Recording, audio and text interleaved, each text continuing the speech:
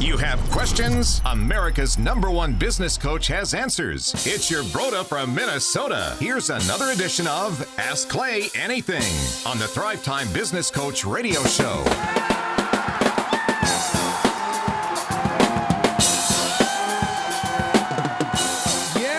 Yes. Paul Hood, you're looking good, my friend. Hey, buddy. It's feeling good, too. Good to be here. Hey, I haven't seen you in the box here for quite a while in the studio because you've been a busy man. You've bought crazy, yeah. a house. Yes. You bought a commercial property. Yes. Tell us all the things that have been going on in the world of Paul Hood. Well, you know, a lot of times people think that, especially for CPA, the end of the year is kind of a slow time. But the reality is the best time for me to buy an accounting practice is at the end of the year, because once people give us a chance, they stick with us. And when you buy a practice, an accounting practice or a tax practice in December, yep, and then you send them a letter out and they get it in December and January, they don't have time to go look for somebody else. That so makes they give sense. us a chance. So you are you've bought an accounting practice. Yes. Can you share what city? It's in Catoosa. We now have offices in Bartlesville, Tulsa, Catoosa, Claremore. We have about clients in about 40 different states now. So you bought an accounting practice, and did you also buy a commercial building? Yes. So I actually called this lovely lady about buying her practice, and she said no. And so then I found out what building she was in. Yeah. So I bought the building. So you bought the building. So I was going to be her neighbor. Yeah. And we both do the same business. So then she decided to go ahead and sell. There it is. Okay, so you bought a practice. Yes. You bought a building. Yes. Did you buy two practices or one practice? Well, we've let's see. I bought one earlier this year. We bought 3 this year. Yeah. Okay. So you bought 3 this year, and you bought. This is all since the last time we were on the show. Yes. And you also moved into your new house. Yes. You've we had been a big busy party. man. Yeah, it was fun. How was the party? It was great. People everywhere. I understand Michael Levine attended the party. He did. Was it? He's a touchy-feely guy. You know, that big, tall guy from California. Michael Levine has been the PR consultant of choice for Michael Jackson, for Nike, for Prince, and he is a man who likes to hug. He does. He likes to hug. And everything is real philosophical. Right. You know, he compares it to chess and checkers and life in general. He's at a different level. He is. A different level. Now, on today's show, we have some questions from some Thrivers. What I'm going to do is, because we have Amber and Charles Colaw here with us. Charles, good to see you, my friend. Merry Christmas to you. Oh, yeah. Merry Christmas to you. Miss Amber, how are you doing? Fantastic. Are you getting back in the swing of things now that you're back from the cruise? Absolutely. Okay. Well, Were they on the cruise ship that ran into each other? Where was that? Yeah, there was a couple cruise ships that ran into each other. I figured I could just see Charles, his big muscles, Yes. standing on one side of the ship, and it kind of causes it to sway a little bit and runs into another ship. I pushed it out of the way. Possible. Is this very recent? Yeah. Really? Yeah. 2 Carnival. I think they were Carnival not too long ago. Oh, I do see it. It says a pair of Carnival cruise ships have rammed into each other in the harbor of Cozumel, Mexico, causing damage to both vessels. The collision happened around 8:50 Friday morning. The Carnival Glory was coming into the dock when it pulled into the Carnival Legend, already moored. Shunda. Okay, this just in. If you are driving a cruise boat, you want to make sure to look both ways before pulling out. This just in. Make sure you look both ways if you are driving a cruise boat. All right, here we go. Now, the first question from a Thriver for Paul Hood is this: what is the best way to get started investing in properties? All right. Well, you know, you've got to figure out whether you want to go big or you want to go small. You got to figure out how much active involvement you want to have into it. You know, and what's the real estate going to be for? So I believe this particular Thriver, he and his wife earn about $100,000 a year total between combined income, and he's never had investment properties before. Well, here's let me tell you how I got involved with it. I decided if I was going to do it, I wanted to go fairly large because I wanted to have enough to where I didn't get a call in the middle of the night and my toilet stopped up or whatever. And so I started looking at it's people around the community that owned multiple homes that maybe were close to retirement or past retirement that really wanted to, because Clay, when you have real estate, there's always a pain in the butt factor. You know, it's not like just putting money into an investment account or whatever. You're dealing with people, you're dealing with things that break, and there's a pain in the butt factor. So what I did was I found an elderly gentleman that had about 10 rental properties, and I just every 3-4 months I just asked him, hey, you want to sell those yet? You want to sell those yet? And of course he did, but he didn't want the tax consequences, which was even better because he was willing to carry the note. So one of the things that I would do is if somebody wants to get into it and start decently big, is find somebody that already owns them that might want to sell it and carry the note, because it's a whole lot easier to work with than a bank. And then you refinance them after about 5 years, and then you're off and running. Now, I have three little tips. I want to tap into Charles, your wisdom on this here. But step one, I would say, I would encourage you, and I've bought a lot of properties and have messed with it and helped people flip houses and have done that whole thing. I would look at 50 properties. Mm-hmm. I would just say before buying anything, look at 50 properties. Charles, I mean, you guys are opening up new locations for Co-Law. How many properties did you look at, whether it be digitally or in person, that weren't a good fit? Oh, wow. We went through hundreds. Yeah. Hundreds. Yeah, we've got a list that we literally were, what was it, hundreds. 50 a week that we were looking at across the country. And we've just settled on 2, but yeah. Hundreds? Yeah, hundreds. Before buying one? Before buying one. Before leasing one, hundreds. Yeah. Okay. So, again, step one, I'd look at 50 properties while establishing a hard rule for buying at a discount. As an example, you might say, thou shalt never buy a property that's not undervalued by anywhere less than 30%. You know, so if you're looking at houses, you say a house is worth $100,000, I won't even buy it ever unless I can get it for $30,000 off. Sure. And that way you got a hard rule. Step two, buy undervalued properties in nice neighborhoods. Now, this is a rhyme, but it's not a positive one. People going through a divorce are always a good source. And, Paul, why is that? Because, well, a lot of times because one or two want to be vindictive. A lot of times they just need to clear off that asset or that debt off of their situation. Absolutely. Get rid of it. Now, step three, buy one before buying 10. And I don't disagree with Paul, what he said about going in big. Sure. I'm just telling you this. My wife and I did the rent house thing. And you know the one thing I don't like about rent houses, Paul? Dealing with people? Yeah, the people who rent the houses. Yeah.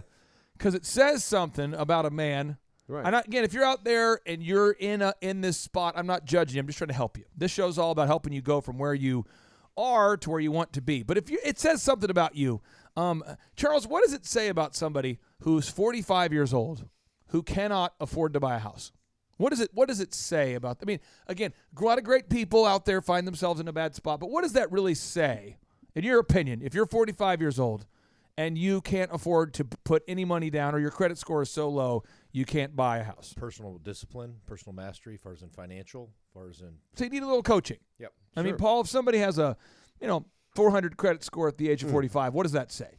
That says they've made some poor choices probably in their life. And people change seldom. We believe in change. That's right. But it's one of the things it's tough is that when you have renters, you got a lot of people reaching out to rent, and they always have a story. Right. It's always like, the reason why I can't afford to buy right now is because I'm getting a divorce, or because I am going to be in town just for 6 months. So there's always a story. Right. And when you get to the end of the story, usually you find that half of it's true, half of it's not, and then you still have a mortgage that you have to pay. Right. So you find a renter and you agree you're going to pay $1,000 a month in rent, and your mortgage is $650 a month. Well, it's all good. Month 1, month 2, month 3, month 4, they're a little late. Right. A little late. Month 5, they're really late, and they kind of can't pay it all that month. So now month 6, they can't afford to make 2 payments, and they say, hey, if I can pay half, I can pay up front. And then you start dealing with it. So I would just say buy 1 before buying 10. Sure. And Andrew Bloomer, one of our Thrive Time Show teammates here, this crazy guy, he does the group interview for renters. Oh, wow. So he actually That had works. all of the potential candidates show up great. at the same time, and he Perfect. found a great renter and had no problems. So There you that's a go. powerful move. Yeah. It's a move. Now here's a question number 2 from the Thriver. It says, Paul Hood, do you recommend financing to build an investment portfolio, or is there a better strategy? I guess he's saying, do you recommend paying cash or financing? Well, so, and you've heard of Robert Kiyosaki. He's got a couple books called Rich Dad, Poor Dad. We've had his co-author on the show, That's right. Sharon Lecter. Yeah. And another book called Cash Flow Quadrant. And so, Clay, the theory is there are investments, or certain investments are good cash flow products. Some are good at building equity, building wealth. And the reality is real estate is typically in the early years are more of early years of life are really more of a equity building or an asset building business. And then once you get them paid off, they become a cash flow. And so the theory with Robert Kiyosaki and that I prescribe to is if I have $100,000 and I go buy $100,000 a single property, versus taking that $100,000, use that for the 20% down to buy $500,000 worth of property. I'm going to have less cash flow per property, but in total should be about the same, if not more. But what happens is I've leveraged that $100,000 now that I have 5 renters that are paying my equity down or building me equity in real estate. And then if one of them becomes vacant, then I have 4 to help carry the note. So I would absolutely, if you've got limited cash, you want to finance, because to create wealth, you have to leverage time, people, or money. And so in real estate, you can leverage money by doing that way. So when you are going to buy your first investment property, Yes. for this listener out there, Mm-hmm. how much money down is he probably going to have to put in, or is he and his wife going to have to put in to get that first, not your non-residence? It's not the house that he lives in. How much minimum should he have down as a percentage? Well, banks typically always want 20%, but if 20%. if you don't have the experience, a lot of times they want 25 or 30% down. And so that's why I'm saying a lot of times is if you get your first one, maybe you've got an uncle, or you've got a grandparent, or you've got a friend's mom that has a property. And so I think some of the diamonds in the rough you find are not. It's harder to find a property that meets a lot of the criteria that we have that's advertised with a realtor. And so a lot of times it's just knocking on doors or asking, finding out who's got what. And when they're tired of messing with the people, go ahead and say, and a lot of times they'll carry the note for a period of time because it's better for them taxes. And when they carry the note, you typically maybe have to put down 10%. Now, Paul, we have another question from a Thriver about saving money. They said, what advice would you have for someone who struggles to save money? I would say just do it. So I would recommend, just do it. Because what happens is there's a psychological thing that goes on with us, that we spend the money that we have. And so it's not like you open your wallet and say, I got $60. I got to, where's this money? I got to go spend it. It just happens. And so we teach, and Clay, and you teach in your workshops, that you save before you spend. Oh, shut up. And then your spending adjusts to your lifestyle. Your lifestyle adjusts to what you have.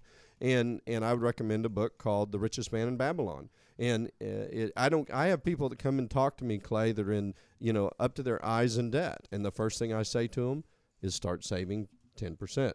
Because you have to, our boy Michael Levine said, your best decisions, your best choices got you to where you are today. So you have to change what your choices to change your lifestyle. And the very first thing you do is you've got to start saving immediately. And you save before you spend, and then you'll adjust. And so what happens is you learn to create a lifestyle that you live on 70 to 80% of what you make.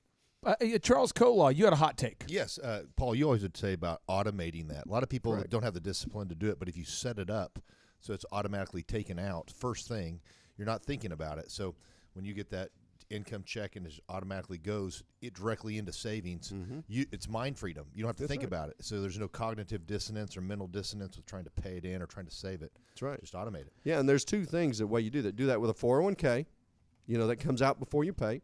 But a lot of times if you have direct deposit at work, they can put it in 2 different accounts. So before you get it, you have them direct 5% or 10% to a savings account, the rest of it into your checking account. And you don't see it. And so it takes it takes positive effort or action to go dip into that savings. Yep. And so you flip that on its head. So the other way is it takes positive discipline to write a check to savings. And so if you can change the dynamics to where you actually have to go get it instead of having to go put it in, it works. Now, we interviewed David Bach, who wrote the book called The Automatic Millionaire. And, Devin, if we could put a link to that on the show notes there. David Bach, again, the best-selling author of The Automatic Millionaire. He's been featured on Oprah numerous times. He's been a 9-time New York Times best-selling author, and he hammers home the importance of automating your savings. Now, W. Clement Stone, a best-selling author, also says, if you cannot save money, well, then the seeds of greatness are not in you. He says, if you cannot save money, the seeds of greatness are not in you. Next, Paul, another question from a Thriver is, do you recommend flipping a home or flipping rental properties, and why? Well, okay, so the only difference is home and rental properties, they're both real estate. The big difference would be, and builders do this sometimes, so they'll buy a house, and you don't have to be a formal builder, but if you buy a house and it is your primary residence for 2 of the last 5 years, you can sell that bad boy, Clay, and exclude up to $250,000 of gain. And if you're married, $500,000 worth of gain. Repeat that one more time. That's powerful. Sure. So if I was to buy a house and I'm going to flip it, but I move into it and work on it as I'm living there, and I'm there for 2 years as my primary residence, I can sell that house and have up to $500,000 worth of gain not paying taxes. But it's actually better than that, Clay, because the geniuses in Washington, D.C., instead of, let's say I only live there 1 year. So if I only live there 1 year, then they index the $500,000. So I can still have a $250,000 gain on a house that's my primary residence, and I only live there 1 year. So if you're actually doing the work, or you can stay in the construction, it's a great planning tool to actually move into that flip house, and you can do it tax-free, and you can do this over and over and over and over again. So from a tax standpoint, and, of course, if we can save the taxes, then it's great. And it's not deferring it into the next house, Clay. It's tax-free.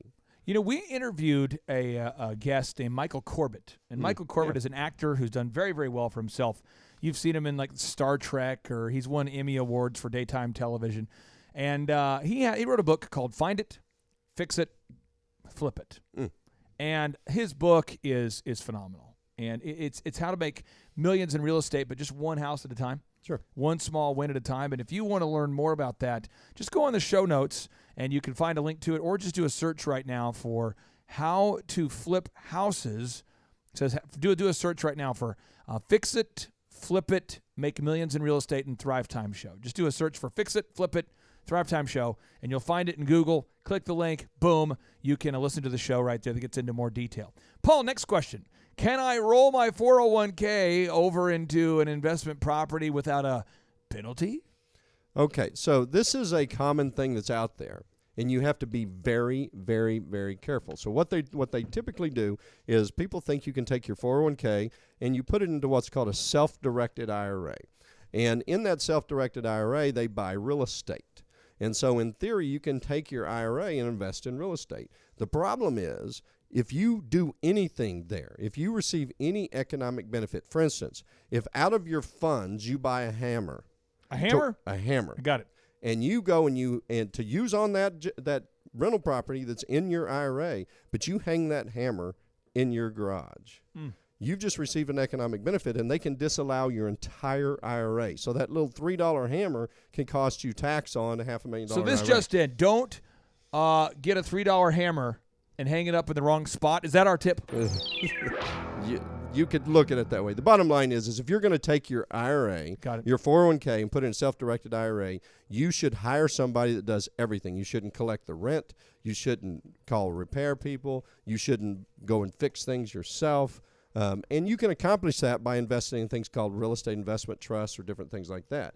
But a lot of people try to circumvent that. They want to invest in real estate, but they want to use their IRA money. And that's great, but you have to be extremely careful with that. If I want to be careful, do I have to work with an accountant like you to be careful? Or what do you mean by be careful? Yeah, be careful is, yes, you want to work with somebody like me and come and ask me before you do it. Because a lot of times I'm trying to unwind or try to figure out how to make this work. Hey, how fun is it to deal with the IRS? I mean, again, we love the IRS. We love that they collect the taxes. We love, because you got to have taxes to pay for the roads and the schools and the bureaucracies and the missiles. That's right. And the weapons and the military and the bureaucracies. And you've got, so we know the IRS, these are people, it's their job to enforce the taxes when there's a lot of squirrely entrepreneurs that aren't paying their taxes. But what happens if somebody gets in a bind and then they reach out to you for help? But do you have any prayer of helping these people? Yeah, it depends. It depends on where you're at in that whole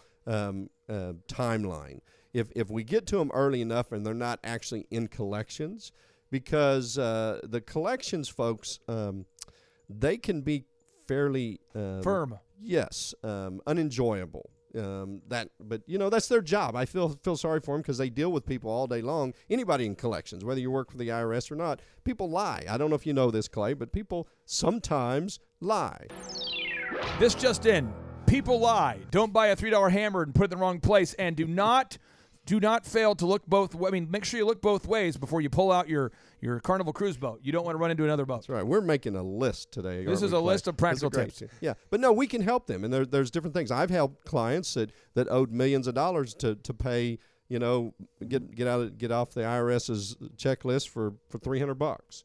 And so, but you have certain parameters, but the main thing is the IRS wants you to get back into compliance and all of that. And a majority of the people I work with are at the IRS are they're pleasant. It's just you get into collections, and that's where the fun happens.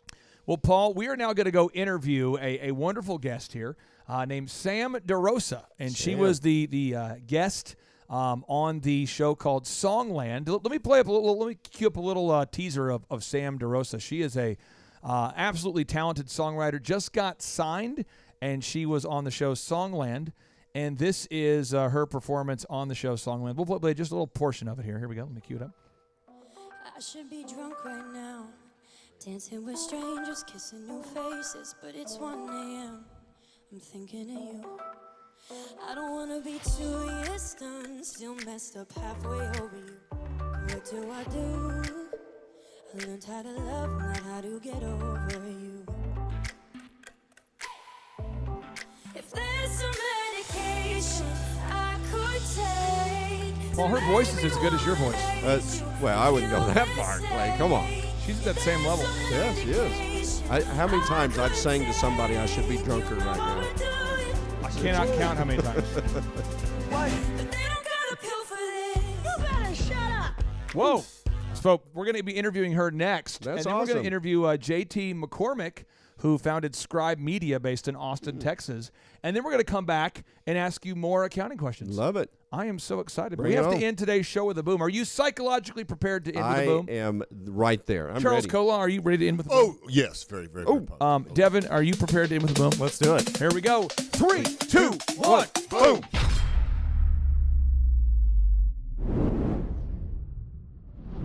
Could you share the name of your company, a little bit more about what you guys do at Living Water Irrigation, where the name comes from? Absolutely, positively. So Living Water Irrigation, the most important part of that to me is John 7:38.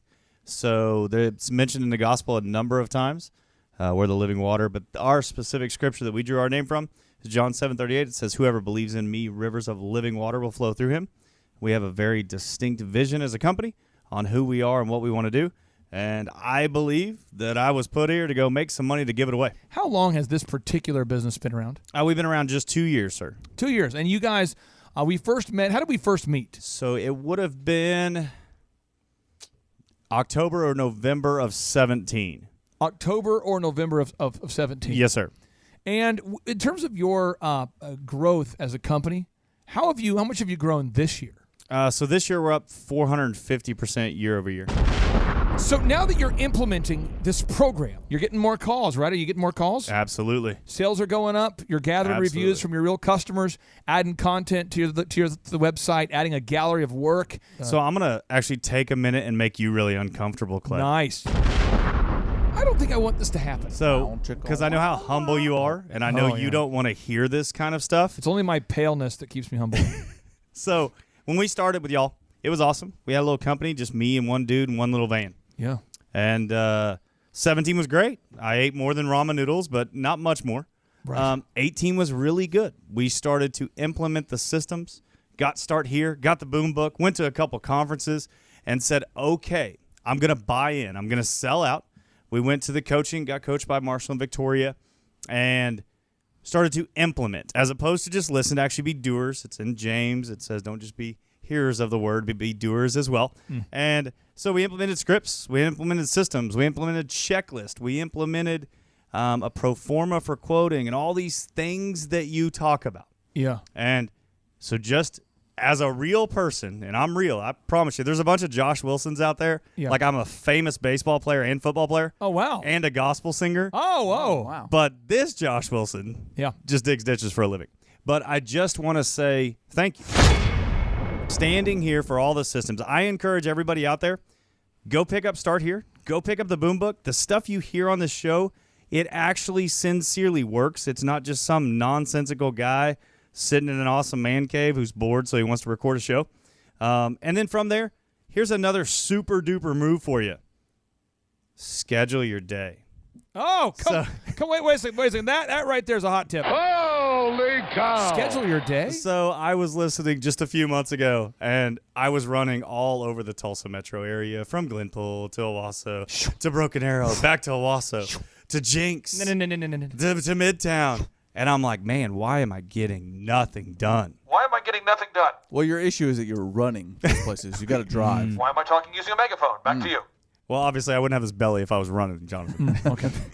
So my wife says to me, hey, how was your day, honey? Oh, I worked all day. I did all these things. And I'm like, wait, I have nothing to show that I did anything. So super move number 1, you've said it 17,000 times. Yeah. Whatever gets scheduled gets done. So now my day is scheduled. Come on now. So if it's not on my schedule, Yep. nope, doesn't happen. Listen here. Here's the little secret. You can become successful. You have the tools needed to start and grow a successful company. But you've got to implement the best practice systems. You have to implement the proven systems, checklists, and processes that have been shown to work time and time again.